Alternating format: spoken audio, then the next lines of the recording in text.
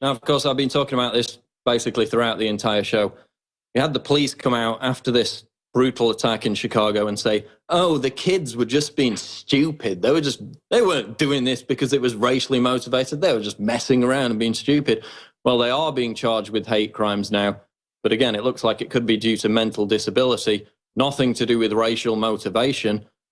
This white, mentally disabled teen, again, abducted for 2 days, tortured, beaten, humiliated, forced to drink toilet water, racially abused, as it was all live streamed on Facebook. But I mean, Lauren, he's white. He had institutional power. So it can't be racist, right? Of course not. It's really amazing. We're starting out 2017, as many of us expected it would start out with, once again, proving who the fake news is. They said Donald Trump wouldn't win.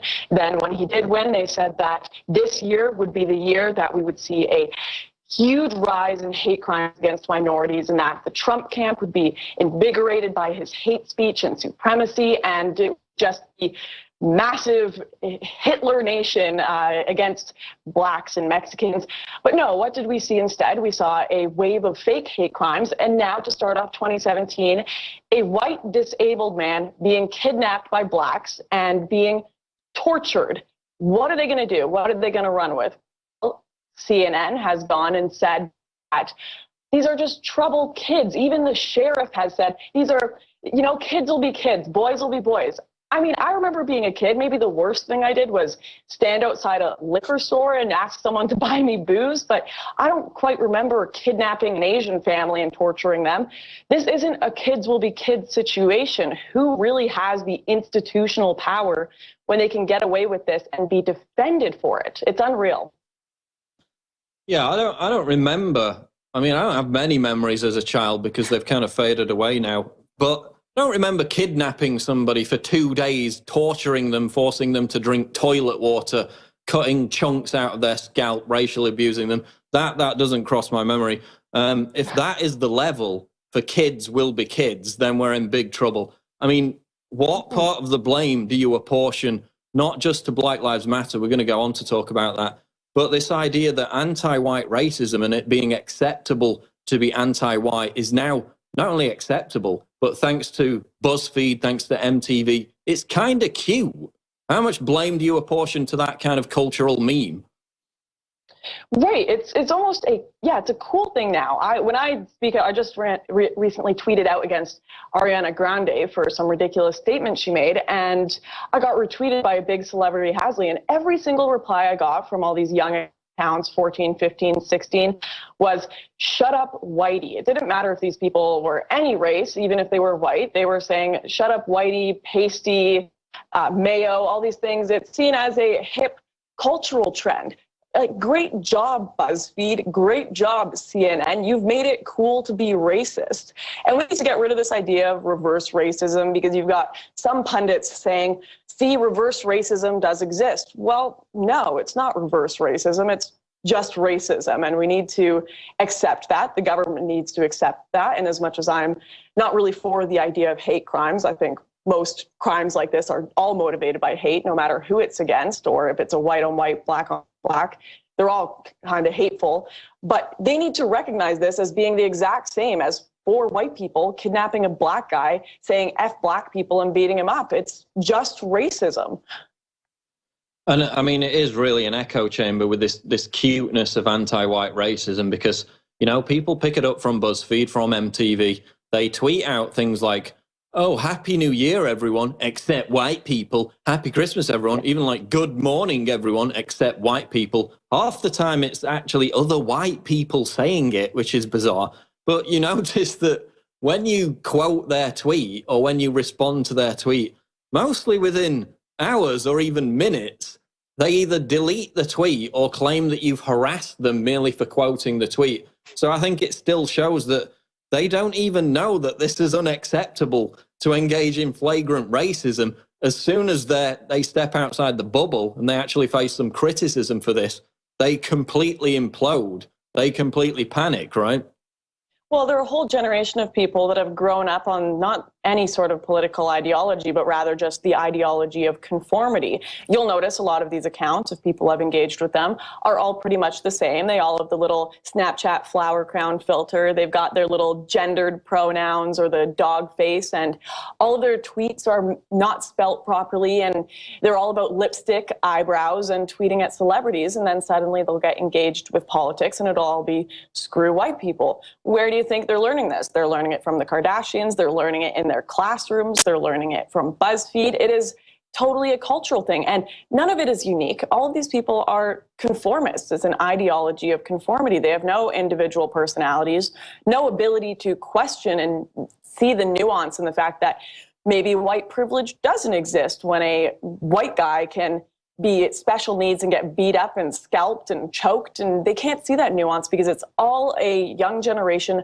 of conformity, and they have conformed to the worst aspects of our culture. And that's what happens when parents say, just let your kids, don't give your kids any ideology, let the culture dictate that. Well, they adopt what the modern culture is, and our modern culture is, quite frankly, cancerous right now. Oh, exactly. I mean, I was just talking, we'll get onto that, but it's really percolated down into the culture. I don't think you had that as little as 10, 20 years ago. You know, you could fight leftist narratives. You could engage in that political debate on a level playing field where at least you knew you were debating with people who knew how to debate, who knew at least how to spell, as you mentioned.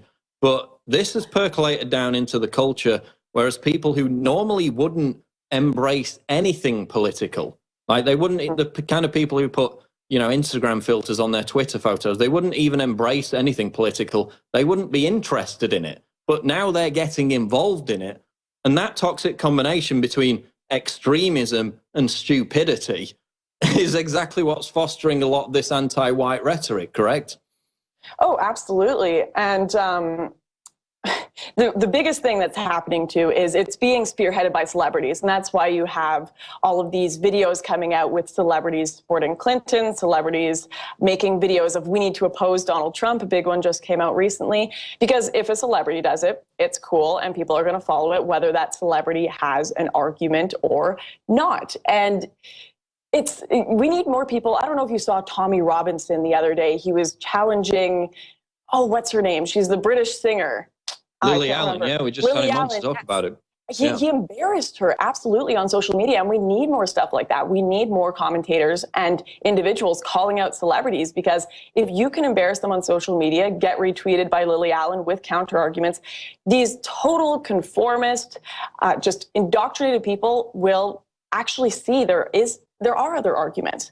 There are people with different ideas out there, and I think Tommy Robinson has done an excellent job of destroying people like Lily Allen and that. And that's just what we're going to have to keep doing when it comes to this anti-white narrative as well. We're seeing bigger figures like Philip DeFranco, H3H3, big YouTubers that are with a lot of normal young generation come out and speak out against BuzzFeed and MTV for their anti-white racism, because we are challenging them over and over and over again until our arguments are too good to deny. And truly, I do believe that will eventually work, but it's going to take a lot of cleansing out these people's indoctrinated minds. Now, I want to talk about BLM because I've received all these messages over the past 6 hours or so. How dare you connect this to BLM? There's no connection whatsoever. Well, there is a connection. You've had these Black Lives Matter agitators, you've been around them for the past 2 years plus, chanting for dead cops, dead white cops specifically. They've killed black cops as well. Well done. Or at least their message has led to the slaughter of black cops. You know, we've seen them target white people for beatings during the Charlotte riots in the underground parking lot. We've seen BLM supporters, every time a cop is killed on Twitter, they celebrate it. You know, their ideological guru is a cop killing convicted terrorist. You know, they planned to bomb the Ferguson police station. The gunman in Dallas said that he wanted to kill whites. How can the mainstream media who have legitimized this movement, how can anyone claim that Black Lives Matter is a peaceful movement and that their violent anti-white rhetoric doesn't lead to instances like this? There's got to be a connection, right? Well, I'm getting crapped on a lot for that on Twitter too. They're saying they're making huge listicles with yourself, with people like Glenn Beck and Tommy Loren, saying, look at these people connecting this to Black Lives Matter when it has nothing to do with Black Lives Matter. Sound familiar? Nothing to do with the religion of peace, right? They always have these excuses, but if Dylan Roof kills people in a church, then it's all white people's fault. We'll be back with Lauren Southern after the break. We have these headlines. Chicagoist, the BLM kidnapping hashtag makes a horrific tragedy even worse. Right, so a hashtag is even worse than the kidnapping of a mentally disabled boy. The torture, the 48-hour torture of him. Okay, a hashtag's worst. All right. Gizmodo. Alt-right trolls use Chicago kidnapping to spread lies about Black Lives Matter. So basically they're saying, and the police, the Chicago police, who have come out with some absolutely ridiculous statements, by the way, are now saying, oh, this has nothing to do with Black Lives Matter. Do you think for a second, if 4 Trump supporters had kidnapped an 18-year-old disabled black kid for 48 hours, tortured him and racially abused him, that the media would say that had anything whatsoever to do with the alt-right? Well, of course they would. The difference, of course, is that that's not happening. All the hate crimes blamed on Trump supporters are hoaxes faked by leftists. On the flip side, BLM-inspired violence is happening. It's happened over and over again. You had people murdering cops.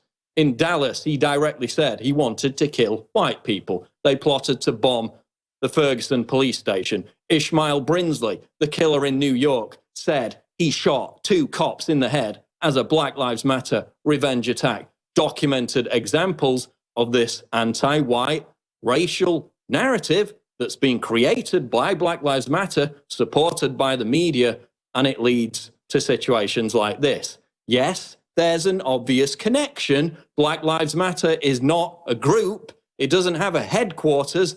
It's an ideology. Ideologies lead to actions. It's an extremist ideology. It's a racist ideology, and it's leading to racist attacks against white people. No matter how many headlines you put up, being outraged about my tweets about that, that is a fact. Lauren Southern, do you see a connection between BLM and this latest incident in Chicago? Right. So the narrative is the alt-right, alt-light, right-wingers are trying to smear Black Lives Matter by connecting them to this incident. No one's trying to smear Black Lives Matter. Black Lives Matter smeared themselves. We're connecting the two because we're seeing identical behavior, and definitions change. Whether people like it or not, the definition of what Black Lives Matter is as a movement has changed because of its actions. A lot of people will say, if I tell a woman who is acting sexist towards a man that she's acting feminist, people will be outraged. But quite frankly, that's what act like now. So I'm in a connection. Same thing, BLM kidnapping. People maybe need to start asking questions of what has Black Lives Matter done to be compared to this rather than what has the right done. I mean, even the shooting of the TV reporter, you remember that? I think it was back in late 2015, early 2016. Bryce Williams, he gunned down that TV reporter live on air. He said that that was part of an agenda to inflame a race war. You know, again, we had Ishmael Brinsley. He said it was a Black Lives Matter revenge attack. We had demonstrators chanting for, what do we want? Dead cops. When do we want it now? Oh, what did they get? Dead cops. Direct correlation between their ideology and violence. So yes, we're obviously going to make the connection if they're screaming in his face, F white people, F Donald Trump, the narrative, the rhetoric that's directly associated with Black Lives Matter over and over again, whose ideological guru, whose inspiration is a convicted cop-killing terrorist, by the way, Assata Shakur. So we're going to make the connection no matter how offended you get about our tweets. We'll be back live on the Alex Jones Show with Lauren Southern. Don't go away. We're live with Lauren Southern of the Rebel.media. We're going to tell you how you can get her book coming up, Barbarians, How Baby Boomers, Immigrants, and Islam Screwed My Generation. But just rounding off with this BLM issue, of course, the kidnapping, torture of an 18-year-old white kid there in Chicago. The leftist media more offended over my tweets than the actual 48-hour torture and abuse of a mentally incapacitated young man. Lauren, we've seen this rash of fake hate crimes by leftists, Islamists, BLM supporters. Do you think they're, hoaxing these hate crimes just to try and demonize Trump supporters? Or is this some kind of weird new form of virtue signaling that we're seeing here? I'm sure it's a bit of both. I mean, you got to think these leftists, they love it. They love their narratives. And in fact, they probably think it's moral too. And that's the most interesting part. They say it's to raise awareness whenever a hate crime that has been falsified is found out and exposed. And they think it is totally moral as long as you are taking down people like Trump. But what they don't realize is that along with taking down people like Trump and making him look, they're taking down the truth, and they're taking down honesty and all these good and decent things that make discourse, political discourse in our society, function properly. We can't solve race issues in America. They are being lied about and exaggerated on one end and totally misrepresented because of these people that are obsessed with virtue signaling and obsessed with their narrative. And quite frankly, they're going to lose if they continue this narrative because people are being exposed to the truth.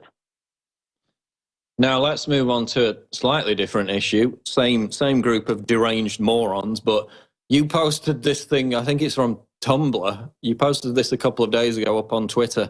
Clover gender. Someone claiming their identity remains stuck at the mental age of a 13-year-old, according to this post. So that gives them the justification to embrace their sexual attraction to children. I mean, that's what I got out of it. Before you came on, we talked about a new Fox entertainment show where they had a 6-year-old boy who is transgender with a sadomasochistic ball gag in his mouth, talking about his vagina. We've got Clover gender, whatever the hell that is. Why is the left attempting to normalize pedophilia? We see this again and again. Todd Nickerson, Salon.com, Cracked, talking about child porn. Why are they trying to normalize pedophilia? Right. Well, Clover gender, I'm not surprised. I wouldn't be surprised if it were real when you have people identifying as 6-year-olds and whatnot. That one may have specifically been a troll, but it does expose what the logical conclusion of a lot of leftist ideology is.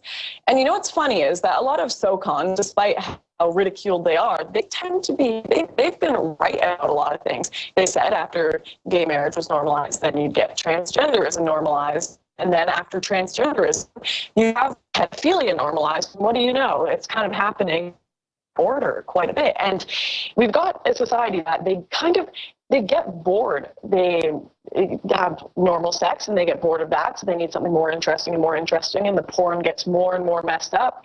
The sexual lives and fantasies of celebrities that are exposed on TV get more and more messed up. And our whole culture, instead of being about morals, decency, moderation, being a person that has willpower to behave properly, it's just become about more. It's addicted to hedonism, and this is the logical conclusion of that hedonism. It's extremely messed up and based entirely on what I want now and not what is moral. And again, it's really started back in the late 60s where you had the foundation of sexual theology, the people who kind of became the authorities on human sexual behavior. I talked about it earlier, Alfred Kinsey, people like that. They were actually complete perverts. It's like going to Freud for all your psychology information. He was a complete nutcase, crack addict. Alfred Kinsey was a complete pervert, did horrific experiments on children, again, to try and prove something that wasn't true, that basically we're all completely perverted, we're all into this. And again, to legitimize pedophilia, and that's why you see it in the shows now. So you go back to the very foundation of sexual theology after the sexual liberation of the 60s, and it was perverts laying down the law of what was normal, when what's normal to them is very different from what's normal to the rest of us.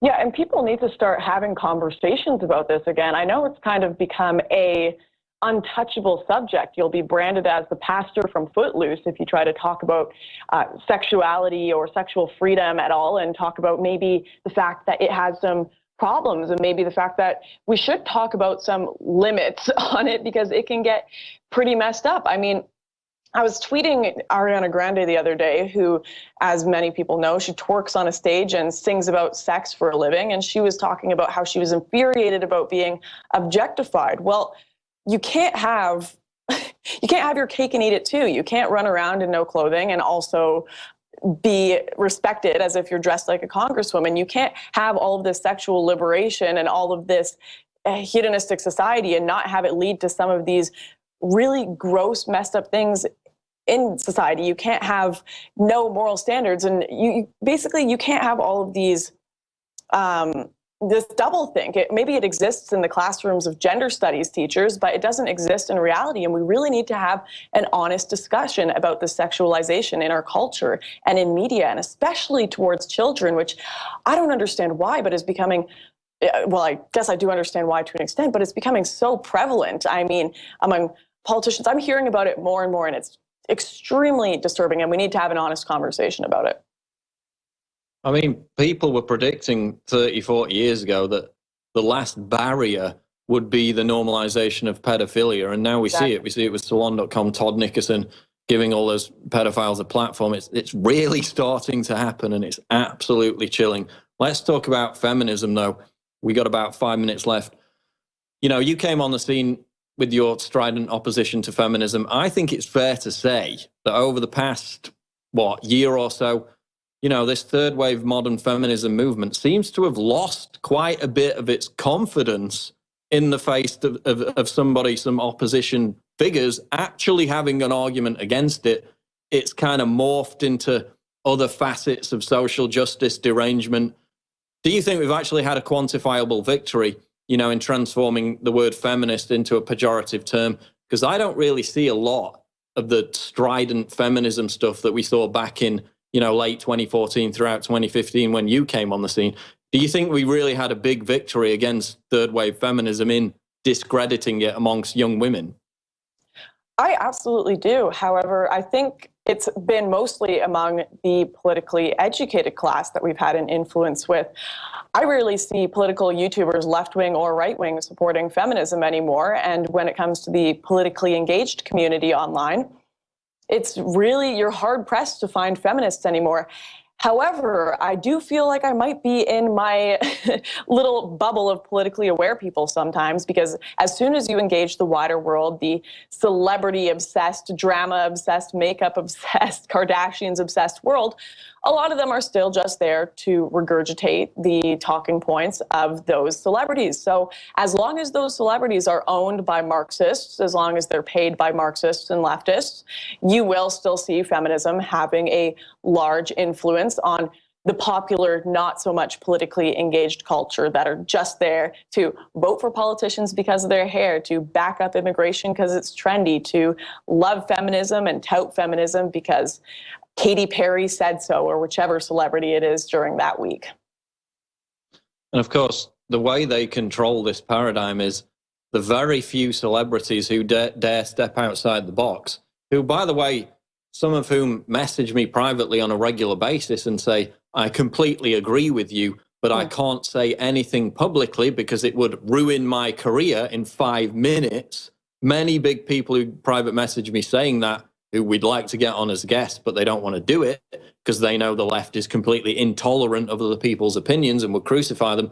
As soon as any of them, and it's rare when it happens, step outside of their comfort zone and actually criticize feminism, God forbid, they are absolutely savaged. The most rampant misogyny amongst the left is reserved for women who critique third wave feminism, right? Yeah, well, I think the actress, was it Kaylee? I can't remember her last name, but she's from Big Bang Theory. And she said something about not being a feminist, and she was just ravaged by the media. And that's exactly how it works. You step out of line, your career is over. And it's hard to blame some of these people. I get you've got work to do, you've got a job, this is your entire life. But at the same time, what is really important? Is this culture war important to you? Is the future of the West important to you? Or is your career important? And unfortunately, I think for a lot of celebrities, they're going to pick their career and their own life and Instagram popularity over the culture war. Luckily, there are a lot of us fighting in the culture war, like yourself, InfoWars, Rebel Media, Breitbart, and all the rest. And I think we're going to have to maybe change our strategy a little bit to have a proper influence. You have YouTubers like Blair White who are kind of taking on the whole Snapchat Beyonce attitude to entice younger generations into more logical political discussion, but with a little bit of the flair of mainstream makeup and attitude. So we might have to change our tactics, but it's going to be a tough culture war against this. I'm seeing some signs of encouragement. I'm seeing more people, a lot of younger people, teenagers and so forth, coming out and saying, you know, I'm just sick of it. I'm just going to come out and say what I want to say. I don't care anymore. I'm seeing people grow balls on a more regular basis, and I think that can only be positive for encouraging more dialogue and actual diversity of opinion, which the left hates. But finally, you've got a new book out, Barbarians. Sounds very ominous. How Baby Boomers, Immigrants, and Islam Screwed My Generation. What motivated you to write this book, and what subjects does it cover?